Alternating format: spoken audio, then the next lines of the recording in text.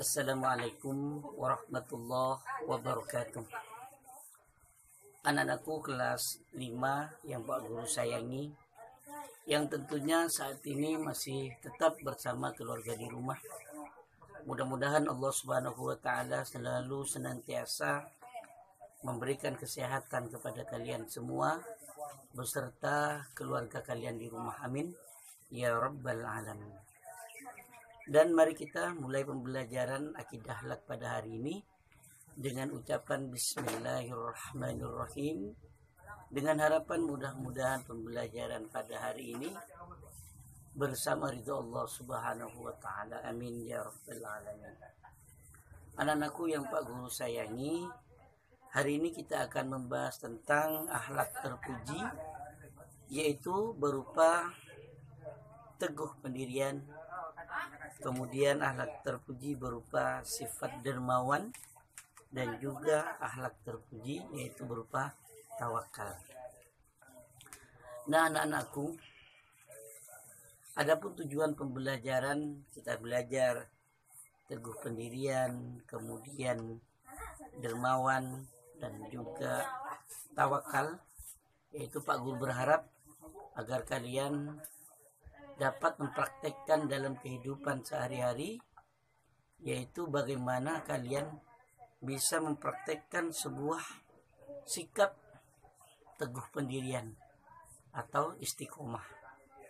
Kemudian Pak Guru juga berharap agar kalian dapat mempraktekkan bagaimana memiliki jiwa penolong, yaitu dermawan, ringan tangan kepada orang lain. Dan Pak Guru berharap dengan pembelajaran ini kalian semuanya dapat mempraktikkan bagaimana sikap tawakal yang tepat atau benar. Nah, anak-anakku, yang pertama, apa sih yang dimaksud dengan teguh pendirian? Jadi teguh pendirian itu berpegang teguh atas apa yang telah diyakininya, diyakini kebenarannya. Jadi salah satu ciri orang yang memiliki teguh pendirian, dia tidak akan pernah goyah dengan godaan orang lain. Jadi apapun yang dimilikinya, kekuatan dalam hatinya, perasaan, keyakinan kebenarannya, itu disebut dengan teguh pendirian atau istiqomah. Nah, anak-anakku, hal ini telah dicontohkan oleh banyak para sahabat baginda Kanjeng Nabi Muhammad Sallallahu Alaihi Wasallam, ya, seperti yang dilakukan oleh Bilal bin Rabah. Jadi Bilal bin Rabah itu sahabat Nabi yang berasal dari budak. Ketika Bilal bin Rabah ini masuk Islam, kemudian oleh tuannya disiksa, dijemur, diterik matahari, bajunya ditelanjangin, kemudian dijemur, dibentangkan di atas padang pasir, dan di atasnya pun ditindih dengan batu. Dia dipaksa untuk keluar dari keyakinannya, dipaksa untuk kafir, dipaksa keluar dari keyakinannya yaitu agama Islam, sambil dicambuk, dipukuli. Akan tetapi dari lisan beliau tetap Sa'labah itu mengucapkan ahad, ahad, ahad, Tuhan saya hanya satu, Tuhan saya satu, Allah Tuhan saya. Jadi ini teguh pendirian walaupun disiksa, ya, dipukuli, ditindih dengan batu, dijemur, diterik matahari, tapi karena keyakinan di dalam hatinya tidak bisa dirubah oleh siapapun. Ini contoh sebuah teguh pendirian, sehingga Allah menolong Sa'labah, menolong yang namanya Bilal bin Rabah, ya, ditolong oleh Allah melalui Abu Bakar, sehingga dimerdekakanlah Bilal bin Rabah, beli, ya, oleh Abu Bakar, sehingga Bilal bin Rabah itu merdeka atau bebas dari budak. Anak-anakku yang Pak Guru sayangi, di sini banyak sekali ciri-ciri orang yang memiliki sikap teguh pendirian. Itu keyakinan yang tidak mudah luntur dalam hatinya, tidak mudah diombang-ambing oleh orang lain. Ciri-ciri dalam hati. Kemudian hal-hal yang perlu dilakukan agar kalian memiliki sikap teguh pendirian, yaitu kalian harus bisa berteman dengan orang yang soleh. Ya, salah satu yang harus kita lakukan, bagaimana cara kita agar memiliki sikap teguh pendirian, maka kita harus bergaul, berteman dengan orang yang soleh. Ya. Kemudian setiap tindak tanduk perbuatan kita difikir terlebih dahulu, apakah yang kita lakukan itu baik atau tidak, apakah yang dilakukan kita itu merugikan orang lain atau tidak. Jadi ini salah satu hal agar kita hati ini dapat memiliki sifat teguh pendirian. Dan banyak lagi di buku LKS kalian pelajari. Dan keuntungannya apa?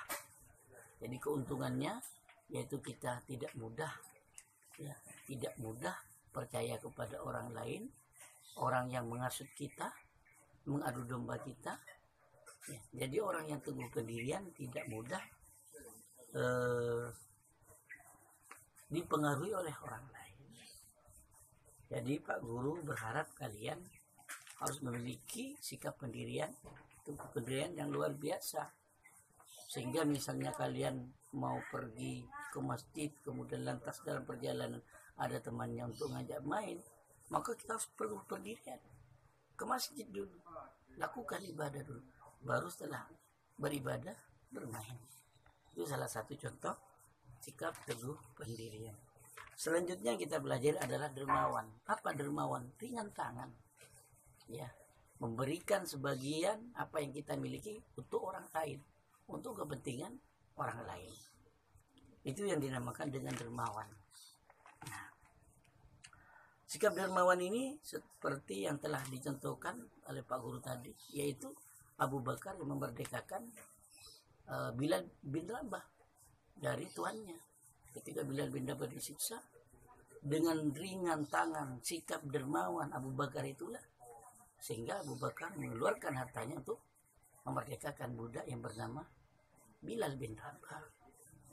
Kemudian beliau juga tidak segan-segan mengeluarkan seluruh hartanya untuk perjuangan Islam. Jadi Abu Bakar ini yang perlu kita contoh, karena beliau sebagai sahabat baginda Nabi yang memberikan contoh luar biasa kepada kita arti sebuah pengorbanan, arti sebuah sikap dermawan. Jadi sikap dermawan ini harus dibarengi dengan keikhlasan. Jadi ketika kita menyumbang sesuatu, memberikan sesuatu kepada orang lain, jangan mengharap sesuatu pada orang lain, berharaplah hanya kepada Allah. Kalau kita menyumbang sesuatu, lebih mengharap supaya orang lain juga memberikan kepada kita, itu namanya tidak ikhlas. Jadi apa yang kita berikan, kita ikhlaskan. Jangan sampai diungkit-ungkit apa yang menjadi kebaikan kita. Kita harus dibarengi dengan keikhlasan tanpa mengharap imbalan dari orang yang kita bantu. Dan orang yang ikhlas itu pun jangan sampai ketika tangan kanan ini berbuat kebaikan, bersedekah misalnya, jangan sampai tangan kiri itu tahu. Artinya setiap kebaikan yang kita lakukan jangan sampai diomongkan kepada orang lain. Jangan sampai tetangga itu mendengarnya. Itu akan menjadi riya. Kalau sudah riya, apa yang kita lakukan? Jadi apa yang kita lakukan akan sia-sia. Jadi ciri-ciri orang dermawan, dia akan selalu rela berkorban untuk kepentingan orang lain. Dan banyak lagi ciri-ciri yang lain. Dan apa manfaat dari orang yang dermawan? Maka Allah lah nanti yang akan membalasnya. Ingat, ketika kita menyumbang satu biji, maka biji itu akan tumbuh menjadi sebuah pohon. Dan pohon itu akan bercabang menjadi 7 cabang. Dan setiap cabang itu akan berbuah, akan berbiji sebanyak 100. Berarti ketika kita menyumbang satu biji, maka Allah yang akan membalasnya. menjadi 700 kali lipat. Kemudian anak-anakku yang Pak Guru sayangi, yang terakhir yaitu sikap tawakal. Apa tawakal? Berserah diri kepada Allah. Jadi apa yang kita lakukan, ya, setelah kita berdoa dan berusaha, maka berserah dirilah kepada Allah. Dan Allah lah yang memutuskan apa yang kita lakukan. Kita sebagai manusia hanya bisa berdoa, hanya bisa berusaha, hanya bisa ikhtiar. Semua keputusan Allah yang mengetahuinya. Dan keputusan itu Allah pasti yang akan memberi dengan sebaik-baiknya. Tuh. Oleh karena itu, kita sebagai orang yang beriman kepada qada dan qadar, maka bertawakallah kepada Allah atas apa yang kita lakukan. Tapi jangan keliru. Jadi tawakal itu berserah diri kepada Allah, bukan lantas kita tidak berusaha, bukan lantas kita diam saja menunggu nasib misalnya. Itu tawakal yang keliru. Jadi tawakal itu harus dibarengi dengan usaha, harus dibarengi dengan ikhtiar, harus dibarengi dengan doa. Contoh misalnya, kalau kita datang ke pasar naik motor, kemudian kontak itu dibawa, ditaruh di saku, bukan dibiarkan di parkir motor. Kalau kontak motor itu dibiarkan di motor, di parkir, kemudian kita tinggalkan, itu namanya bukan tawakal, namanya bunuh diri. Ya namanya tawakal itu ikhtiar, diambil kontaknya, taruh di saku, baru dah pergi ke pasar. Ini sama halnya dengan ketika pada dulu masa baginda Kanjeng Nabi, ada sahabat yang datang ke masjid, ya, kemudian untanya hilang. Ketika sholat, setelah saya sholat untanya hilang. Kemudian laporan kepada Nabi, ya Rasul, sebelum saya sholat, saya naruh unta di sini. Kemudian setelah selesai sholat, unta saya hilang. Padahal saya sudah bertawakal kepada Allah. Kemudian Nabi bertanya, apakah untamu yang ditaruh di sini diikat? Tidak ya Rasul, itu namanya bukan tawakal. Yang dimaksud dengan tawakal, diikat dulu untanya, ya, itu baru namanya tawakal. Ya, jadi kalau kita tidak mengikat unta kemudian kita tinggalkan, hanya bilang ya Allah saya bertawakal kepada Engkau, tapi tidak diikat, itu namanya bukan tawakal, tapi bunuh diri. Nah oleh karena itu, mari kita belajar bagaimana tawakal yang baik. Ingat, bertawakal yang baik harus dibarengi dengan usaha, harus dibarengi dengan ikhtiar. Nah, dampak positif tawakal silakan kalian baca sendiri di buku LKS atau buku paket atau referensi manapun, ya.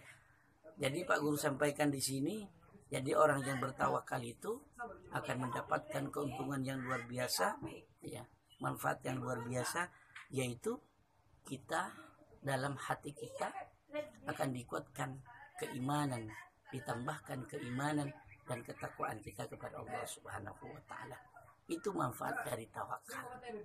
Jadi hati kita akan selalu mendapatkan perdamaian, kesenangan, ketenangan dalam hati.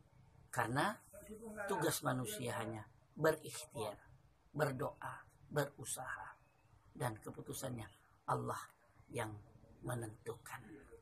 Nah anak-anakku, jadi Pak Guru simpulkan bahwa yang pertama yaitu kita harus memiliki sikap teguh pendirian agar apa yang kita lakukan, ya, mendapatkan berkah, tidak mudah terombang-ambing dengan orang lain atau pelin-pelan.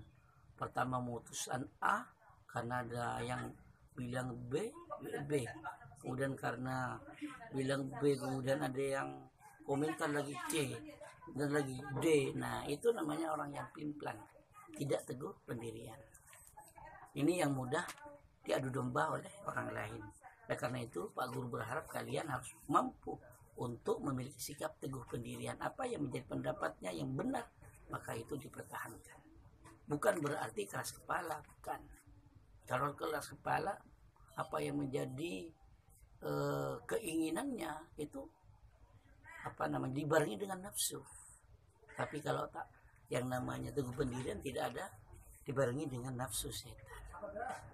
Kemudian Pak Guru juga berharap kalian dermawan, mudah membantu orang lain, ringan tangan, ya, dengan penuh keikhlasan tanpa mengharap imbalan dari orang lain. Dan ingatlah, setiap kebaikan kita pasti Allah yang akan membalas. Ingat, balasan manusia ada batasnya, akan tetapi balasan Allah sungguh tidak ada batasnya. Balasan Allah sebesar-besarnya. Kemudian tawakal. Nah, dengan sikap tawakal mudah-mudahan kalian dikuatkan hatinya, diteguhkan hatinya oleh Allah Subhanahu wa taala, karena dengan sikap tawakal ini akan membiasakan positif dalam hati kalian.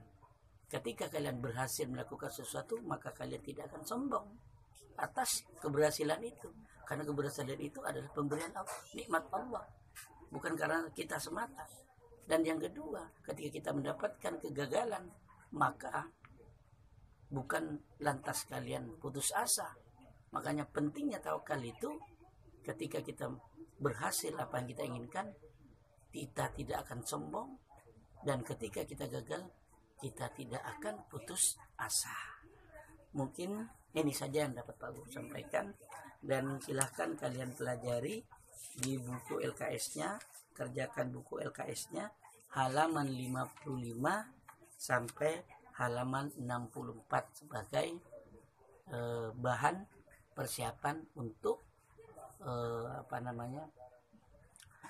menghadapi ujian semester ganjil ini.